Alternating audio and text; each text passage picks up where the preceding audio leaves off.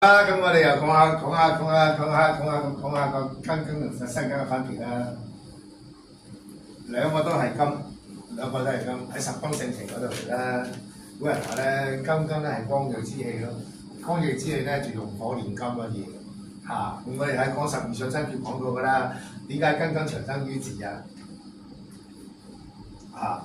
因為咧庚咧，譬如有一座山，我掘咗啲礦出嚟，掘晒啲礦出嚟咧，係拎去燒嘅。一燒咧就流翻出嚟嗰啲液體啊，就係庚，我哋叫做咁庚要成氣嘅咧，先咧用野火煉金，即係燒晒啲金嚟啦，跟住咧就用丁火、爐火咧將佢成氣咯。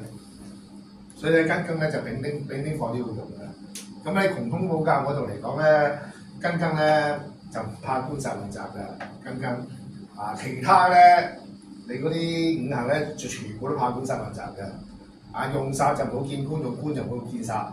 官殺混雜咧，呢條命咧就一定唔得。除非佢大運流年去官流煞，合煞流官，去流得清。反而咧嗰10年咧就嘣一聲呢啲。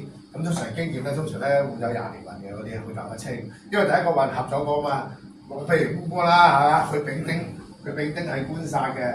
第一個運行任，丁銀一合咪留翻個煞咯。第二個運行貴取雙丁留翻個煞，明唔明啊？通常嗰啲有20年嘅，通常嗰啲呢啲方師傅，如果講係灰光命咧，係咪話最忌官殺㗎？佢灰光咧就另外一種特別嘅睇法嚟嘅。庚辰庚戌就怕官顯，因為咧你庚辰同庚戌咧。佢理論上咧，庚咧係唔會係用火煉金噶嘛。但係佢認為咧，庚辰庚戌咧一見官星咧，丙丁火咧就係佢嘅災難嘅日子嚟嘅呢啲咁佢個學理咧就話，即係譬如你庚生係戌月火多，咁用火煉金又唔得。庚生土生金旺嘅時候，咁呢個年份咧。如果你話如果有火咧，再見火咧，佢亦都係有災嘅。佢個學理就咁樣出嘅呢啲。但係庚辰庚戌咧，怕官顯咧，如果佢唔入灰光格，灰光格可以唔成灰光格㗎可以唔成啊。因為灰光格，如果你生喺普通月份嘅財官有力嘅時候，佢唔入灰光格㗎，要取翻正格㗎。點樣灰光會成格咧？就係話。重灰光咯，重灰光即係話我有2重灰光、3重灰光嘅，咁呢啲咪正式灰光成格咯，一定成格咯，係咪先？咁咧佢壬辰戊戌就怕財香，意思即係話咧壬辰戊戌咧一見到財運咧，咁呢啲八字咧又係災劫嚟嘅，又係災劫嚟嘅。咁佢有少少呢啲咁嘅分別喺呢啲位度嘅啫，有少少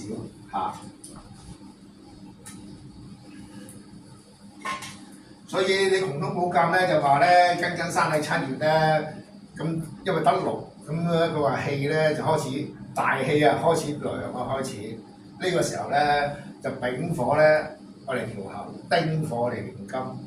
7月、8月、9月冬天都係唔怕官殺混雜。呢啲，因為佢光銳之氣啊嘛，係咪先？咁所以咧佢係用火咯，呢啲咁所以佢用神就好少用水嘅。除非一樣嘢，佢生喺春天木旺，如果佢身強嘅用水去生木，咁呢個時候佢需要水咯，佢未必一定會用火去取貴，未必一定會。即係最好例子咧就係嗰個算命嗰好叻嗰個韋千里係啦，韋千里咪天元一氣咯，庚咯，佢生喺卯月咯，自己庚子咯，食傷生財咯，韋千里佢天元一氣啊嘛，佢地支木庚啊嘛，但係生如財旺咁咪有水咪食傷生財咯，係咪先？即係佢個八字行到運嘅，佢唔使一定要做睇相佬㗎，係咪先？不過秉承父志啫嘛，佢嗰啲佢話佢自己呢啲。係嘛？所以咧，如果寅卯月咧，一般咧就財旺身弱，起比劫制裁胡人，人卯月啦，庚金人月係咪財價啊？卯月係咪財價啊？如果佢比劫多制裁，咁嗰個印星咧就可以生金咯。我哋叫，如果佢冇比劫嘅，你人月同卯月財多身弱嘅時候，你再嚟印星嘅，係咪財過印啊？於是乎冇㗎，我哋叫做3月去到胎養之地養住㗎啦。咁呢個時候咧，佢走唔到出嚟嘛。呢個時候佢都要火煉金㗎。3月佢養住佢啊嘛，即係阿媽肚裏邊就嚟出世點解啫嘛？佢有火去取貴咯，係咪先？咁4月群金生下就喜用勾陳，所以4、5、6月嘅時候，呢個時候咧4月有戊土，5月有己土，6月有己土，群金生下就係喜用勾陳。如果係生喺夏天，佢有己土透出，嘅，冇幾都好啦，咁啊變咗火生土，土生金咯。咁養到個金嘅時候，呢個時候咪可以用殺印雙生咯，可以用殺印雙生啦。如果佢所謂群金生下就係喜用勾陳啊嘛，係咪先？如果佢唔透出嘅，就要好小心㗎啦。因為你嚟水嘅時候，4月至亥沖，5月至午沖，用唔到㗎啦，用唔到官煞㗎啦。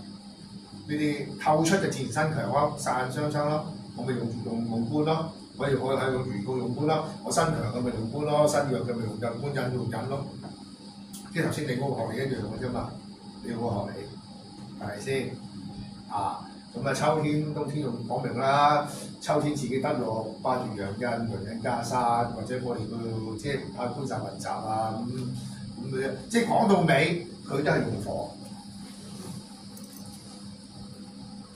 喺春天嘅時候咧，用水生活。咁如果有官嘅，盡量用官咯。因為佢點解用唔到印咧？佢有機會生弱啊！佢冇比劫幫身嘅時候，你人卯係財就自然破印㗎啦。你明唔明啊？所以咧嗰時咧，佢話睇下，如果通根有力嘅，咪用水用四雙生財用血，令到財星如取貴咯。呢啲係咪先？所以咧庚咧就好，即係佢唔係佢得水而清，即係見到水咧，佢會清嘅，讀到書嘅。即係最好例子咧就係阿韋千里嗰個八字啫，最好例子。所以咧庚子日出世嗰啲自己一般嚟講咧都讀到書嘅，得水而清啊嘛，庚子日嗰啲呢啲。佢清嘅喎，唔係代表用神喎，即係呢個要思考嘅喎，即係一個同辛金就唔同啦，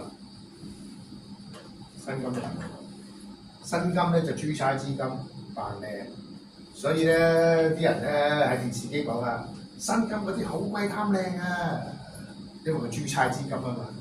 咁其實我唔係辛金，我好貪靚啦，我唔靚我話怕啫嘛。